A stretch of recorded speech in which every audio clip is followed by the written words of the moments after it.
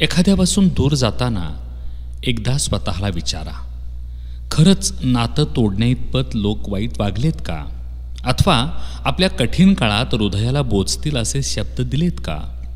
आपल्या परिस्थितीत आणखी भर टाकले असेल तर अशी मतलबी नाती काही कामाची नाहीत, ती तोडलेली बरी. या मताला मी सहमत आहे.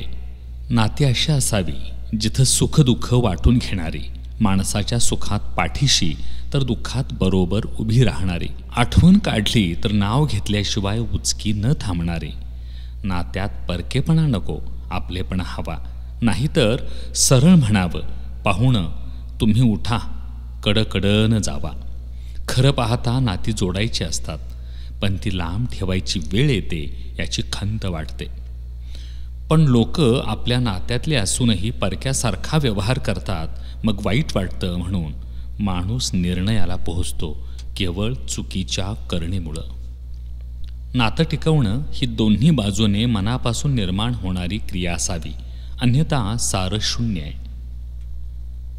वेदना जितकी बोलते तितकं सुख बोलत नाही. सुखाने जरी पाठ केली तरीही व्यथेशी चिवाळा नको फारसा. तुला आज शोभून दिसतील अश्रू, उद्या जाब मागेल रे आरसा. असणं नसणं दोन्ही ठीक आहे, पण असून नसणं हे खूप वाईट आहे. आयुष्यात काही गोष्टी अशा घडतात की आपली चूक नसतानाही आपण चुकीचे ठरवलं जातो. ज्याला साथ द्यायची ना तो देतोच, आणि ज्याला सोडायची तो सोडतच असतो. म्हणून जो तुमची किंमत करतो ना त्याला जपा. त्याच्या नजरेत तुमची किंमतच नाही अशा व्यक्तीला अजिबात महत्त्व देऊ नका. आपण लहानपणी आईबाबांकडे हट्ट धरायचो, हे पाहिजे ते पाहिजे. आता आईवडिलांच्या उतरत्या काळात त्यांनी काही मागितलं तर बाऊ करू नका. त्यांची इच्छा होईल ते त्यांना द्या, राग करू नका.